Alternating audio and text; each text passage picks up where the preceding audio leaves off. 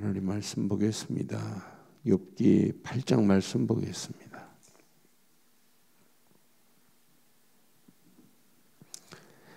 욥기 8장 우리 1절로 10절까지만 교독합니다. 수아 사람 빌닷이 대답하여 이르되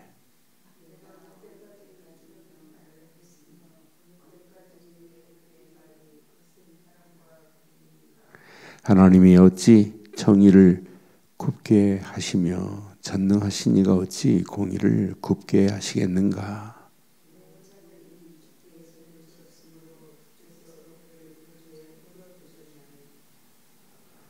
내가 만일 하나님을 찾으며 전능하신 이에게 간구하고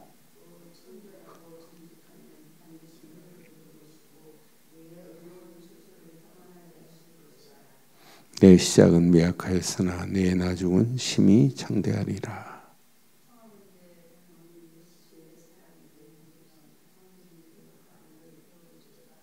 우리는 어제부터 있었을 뿐이라 우리는 아는 것이 없으며 세상에 있는 날의 그림자와 같으니라.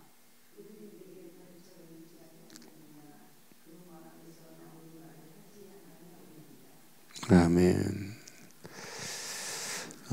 계속해서 욥의 이제 친구들이 욥에게 이야기하는 내용들을 자세히 보면 복음이 각인 안 되고 뿌리 내리고 체질 안 되면 우리의 말이 맞는 말처럼 보이지만은 그게 틀린 말이 될 수 있구나. 우리가 이게 완전히 이 언약이 각인 안 되면 말은 하는데 그 말이 하나님의 계획과 뜻과 아무 관계없어요. 욥의 고난은 하나님의 절대 주권 안에서 하나님이 허용하신 겁니다. 하나님이 지금 알고 계세요. 하나님이 허용하신 거라니까요. 그러니까 어떤 면에 주권적 허용은 이건 누구도 못 말리는구나. 하나님이 욥을 지금 몰라요? 욥이 가지고 있는 믿음을 하나님은 벌써 욥기 2장 3절에 보면 욥이 가지고 있는 믿음이 이런 믿음 가지고 있는 걸 하나님이 알고 계세요. 이 정도로 욥은 각인되고 뿌리 내리고 체질되어서 하나님 앞에 온전한 믿음을 가진 자요, 온전한 믿음의 실천자라니까요. 행동하는 자라니까요. 그러니까 우리는 믿음 안에서 바르고 정확한 뿌리를 내리지 않으면 안 되는구나. 식사하면서 우리 친구가 그렇게 복음을 듣는데 안 듣는 사람들 참 희한하지 그러더라고요. 그래서 제가 그런 얘기를 했어요. 이건 복음이 아니라 오직 복음으로 각인시키는 작업이다. 예배는 각인시키는 거다. 뿌리 내린다. 체질된다. 그러면서 이것이 습관화되고 이것이 내 마음속의 무의식 중에 정체성을 확립시키는 거다. 이게 확립 안 되면 무의식 중에도 이게 안 나오면 그 무의식 중에 나오는 걸 보고 습관화라고 하고 체질화라고 하는 건데 이게 안 되면 결국은 무너진다. 그래서 어느 분이 저한테 몇 달 전에 상담을 했어요. 전화로 이렇게 하시는데 자기가 안 되는 얘기를 해요. 그래 내가 이야기를 해줘도 잘 못 알아듣더라고요. 그래서 성함이 어떻게 되세요? 그랬더니 그분이 말을 안 해요. 이름을. 그러면서 자기가 말하는 가운데 자기 상태를 뭐라고 하냐면 뇌 없는 것 같아요. 뇌가 없는 것 같대요. 그렇게 복음을 들어놓고도 뇌가 없는 것 같다는 얘기를 해요.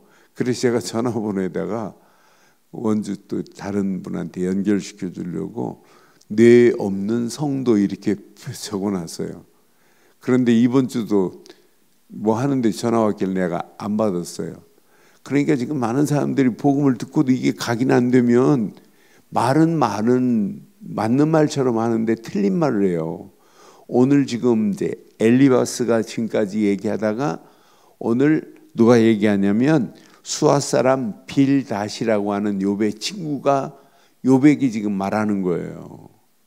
엘리바스도 지금 뭐라고 그랬어요? 엘리바스도 네가 하나님의 징계를 너 겸손히 받아들이지 않는다고 비방했던 사람이란 말이에요. 5장 17절에 보면 5장 17절에 보면 엘리바스도 욥을 비방했어요. 비난했어요.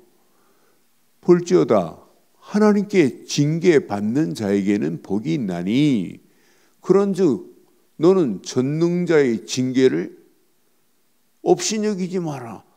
너 문제는 뭐야? 하나님이 너를 징계하는 거야. 이렇게 엘리바스도 이야기했단 말이에요. 그런데 엘리바스의 친구 빌닷도 오늘 보니까 하나님의 공의를 네가 모독하고 있구나 하고 지금 책망하고 있어요. 저는 오늘 이 말씀 확인하면서 2절에 분명히 그랬죠. 내가 어느 때까지 이런 말을 하겠으며 어느 때까지 내 입에 말이 거센 바람과 같겠는가. 3절 하나님이 어찌 정의를 굽게 하시며 하나님은 정의의 하나님 공의의 하나님이세요. 전능하신 이가 어찌 공의를 굽게 하겠느냐. 그러면서 지금 욥에게 뭐라고 하냐면 하나님의 공의를 모독하고 있다고 지금 얘기하는 내용이에요. 네가 하나님이 지금 공의로 행하시는데 하나님의 공의를 지금 모독하면 되니? 지금 이렇게 말하는 거예요. 맞는 말처럼 보이죠? 저는 그래서 엘리바스도 빌닷도 인과응보의 틀에서 벗어나지 못하는구나. 우리도 그 틀이 내 안에도 있을 수 있어요. 우리 안에 우리가 그 틀이 있을 수 있어요. 선한 일을 하면 복, 악한 일을 하면 화가 임한다. 이건 세상의 인과응보적인 말이에요. 그 고난 속에서도 하나님은 분명히 하나님의 선한 계획을 가지시고 뜻을 가지시고 우리가 고난 당할 수 있어요. 그러니까 고난을 인과응보적인 틀에서 해석하면 절대 안 되게 돼 있어요. 우리가 지금 당하는 고난 있을 수 있잖아요. 그런데 그런 모든 고난 속에 하나님의 주권적 허락 속에 있는 요셉도 마찬가지잖아요. 요셉이 가는 길 요셉이 뭐가 잘못한 게 뭐 있어요?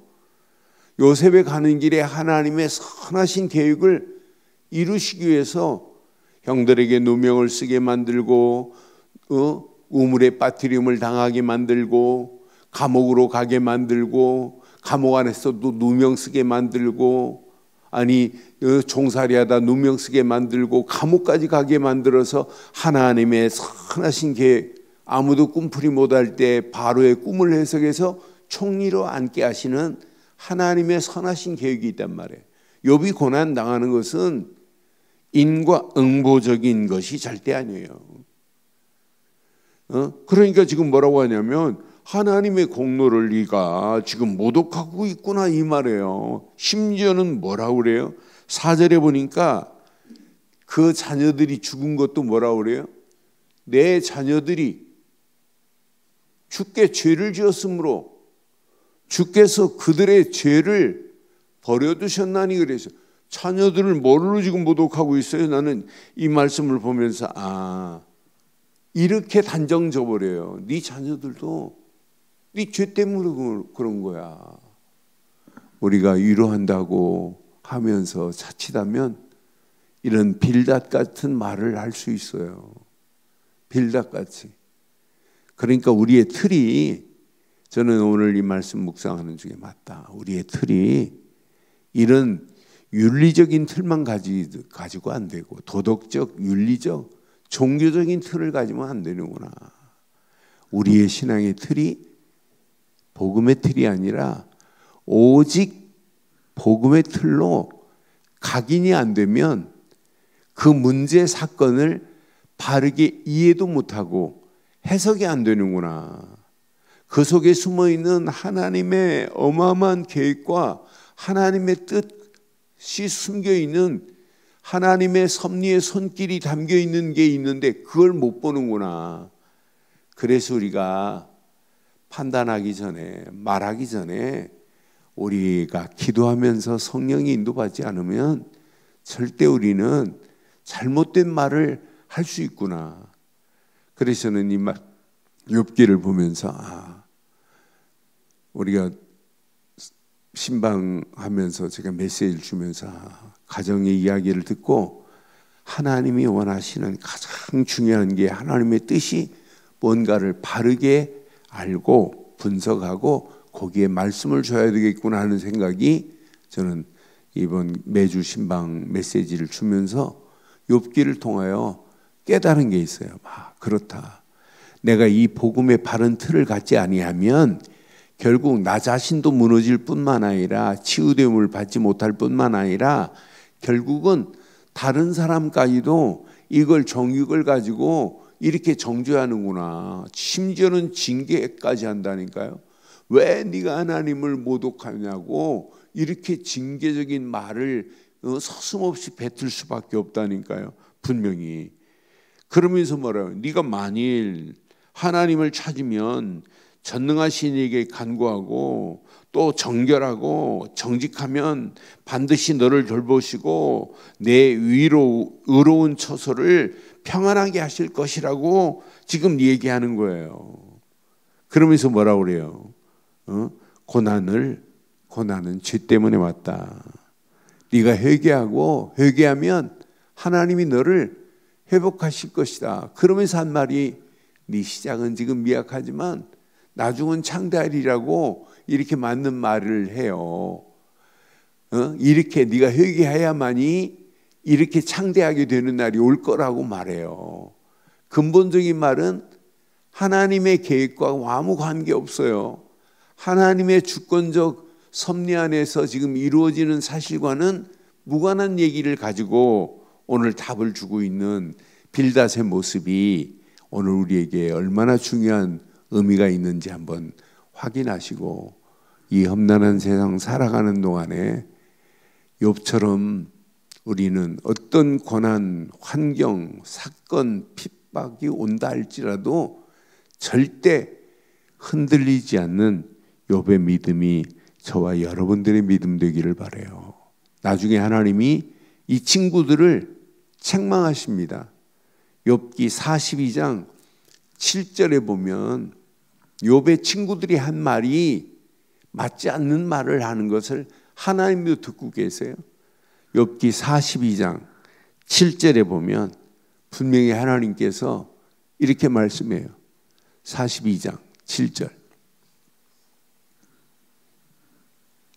여호와께서 욥에게 이 말씀을 하신 후에 여호와께서 대만 사람 엘리바스에게 이르되 내가 너와 내 친구에게 노하나니 그랬어요.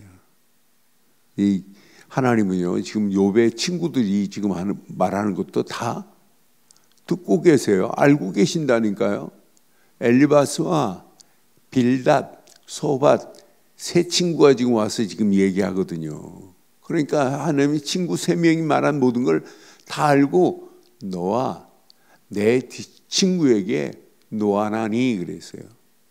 이는 너희가 나를 가리켜 말한 것이 내 종 욥의 말과 같이 옳지 못함이라 그래요.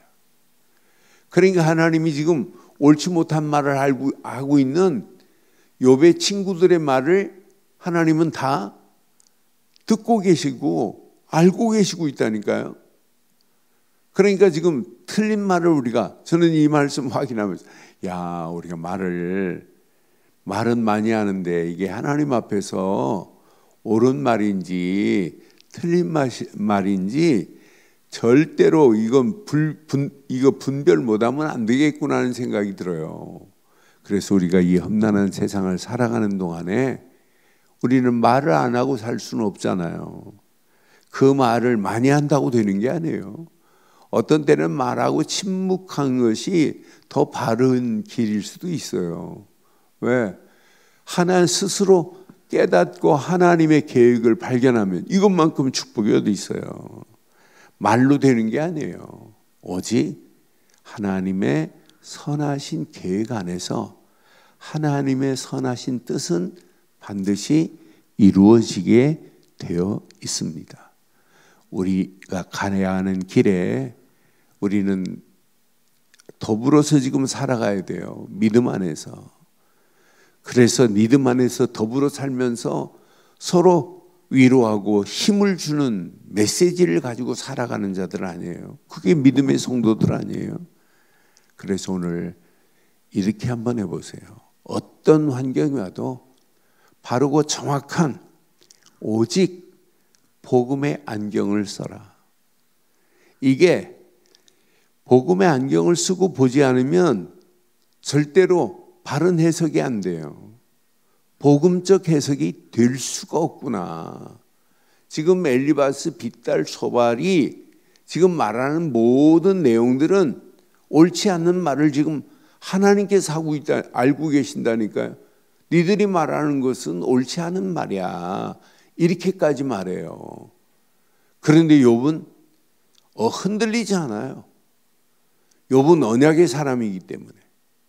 언약 안에서 고난당하는 건 절대 고난이 아니라 그 고난 속에 하나님의 절대 계획이 숨겨 있는 줄 확신합니다.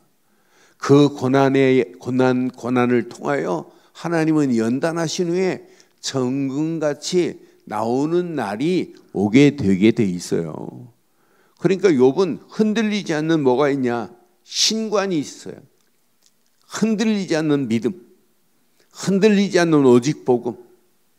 그런데 우리는 복음 가지고 있으면서 믿음 가지고 있다고 하면서 믿음에 뭐가 없냐?